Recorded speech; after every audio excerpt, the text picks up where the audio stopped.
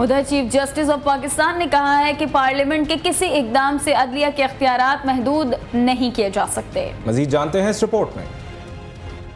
Chief justice Iftikhar Mohammad Chaudhary की सरबराही में कायम 5 रुकनी बेंच ने तौहीन अदालत के नए कानून को कलअदम करार दिए जाने के खिलाफ दायर दरख्वास्तों की समाअत की। समाअत शुरू हुई तो विफाक के वकील शकूर पराचा ने 5 रुकनी बेंच पर एतराज़ लगाते हुए कहा कि ये बहुत अहम मामला है, इसकी समाअत 5 रुकनी बेंच के बजाय फुल कोर्ट करे। अटॉर्नी जनरल ने अदालत से इस्तदा की कि मुल्क की तारीख में पहले कभी ऐसा केस सामने नहीं आया, लिहाजा विफाक को तैयारी के लिए 2 हफ्ते की मोहलत दी जाए। चीफ जस्टिस ने अटॉर्नी जनरल की दरख्वास्त मुस्तरद करते हुए कहा कि ये अपनी नौयत का पहला केस नहीं, इससे पहले भी ऐसा ही केस सुप्रीम कोर्ट में सुना जा चुका है। दरख्वास्त गुजार बाज मोहम्मद काकड़ के वकील एम जफर ने दलाइल मुकम्मल करते हुए कहा कि हुकूमत ने तौहीन अदालत कानून बदनीयती पर बनाया। पार्लियामेंट की बालादस्ती महदूद है, पार्लियामेंट भी वही कानून बना सकती है जो आइन से मुतसादिम न हो। मौजूदा कानून में अपील का हक देकर सज़ा को मुअत्तल करवाना ऐसा ही है जैसे अदालती इख्तियार को ख़त्म करना।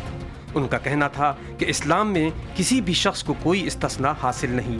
दौरान समाअत चीफ जस्टिस ने रिमार्क्स देते हुए कहा कि 1973 के आइन में कुछ इक़दामात अदालती तहरीफ से मुस्तस्ना रखे गए, लेकिन 18वीं तरमीम के ज़रिए ये इस्तिस्ना भी ख़त्म कर दिया गया। आइन के शिक 248 में किसी को भी लामहदूद इस्तिस्ना हासिल नहीं। जस्टिस जवाद एस ख्वाजा ने कहा कि नए कानून में अदालत को स्कैंडलाइज करना तौहीन अदालत करार नहीं दिया गया।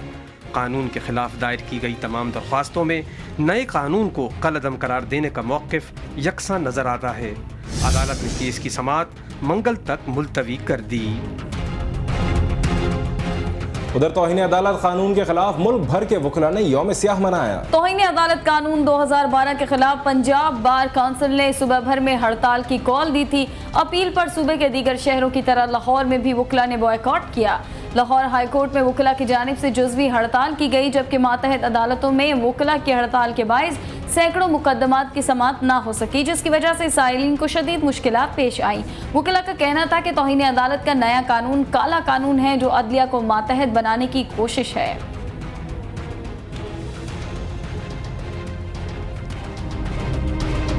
सेनेटर बनने के लिए बेकरार रहमान मलिक को बिला मुकाबला सेनेटर मुंतखब होने के बाद बिलाखिर करार आ गया। जी हाँ, मुशीर दाखिला रहमान मलिक पीपल्स पार्टी के टिकट पर सिंध से बिला मुकाबला सेनेटर मुंतखब हो गए। सिंध में सेनेट के टेक्नोक्रेट्स और उलमा की खाली नशिस्त पर रहमान मलिक के कागजात की जांच पड़ताल के बाद सूबाई इलेक्शन कमिश्नर सोनू खान बलोच ने उन्हें दुरुस्त करार दिया और रहमान मलिक की बिला मुकाबला कामयाबी का ऐलान करते हुए उनकी कामयाबी का नोटिफिकेशन जारी कर दिया। ऐलान के बाद मौलवी Iqbal Haider advocate election commission पहुंचे, जहां उन्होंने रहमान मलिक की नामजदगी के खिलाफ अपना एतराज़ जमा कराया।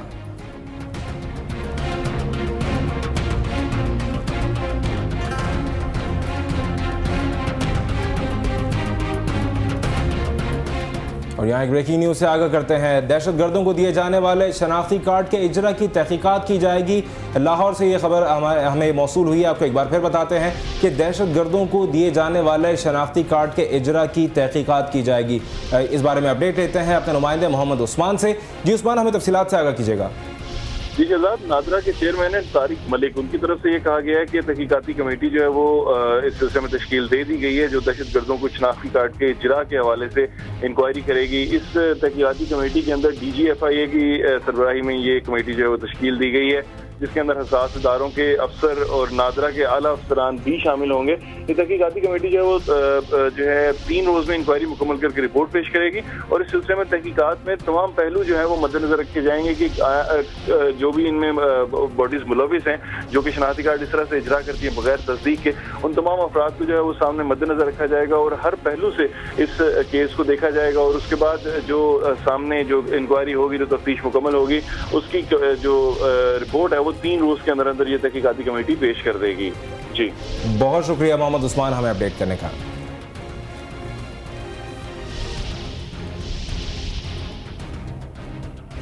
शामिल करेंगे मजीद खबरें। पाकिस्तानी अदाकारा वीना मलिक का कहना है कि वो पाकिस्तान से बेइंतहा मोहब्बत करती हैं और ये बात साबित करने के लिए भारत की बुराई करना जरूरी नहीं है।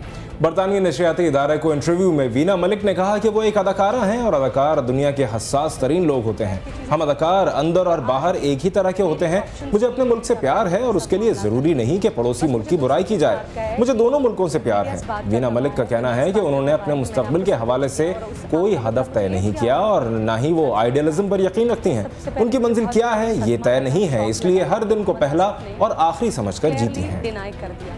अगर वो पहले पॉइंट पे मुझसे गेम खेलने जाए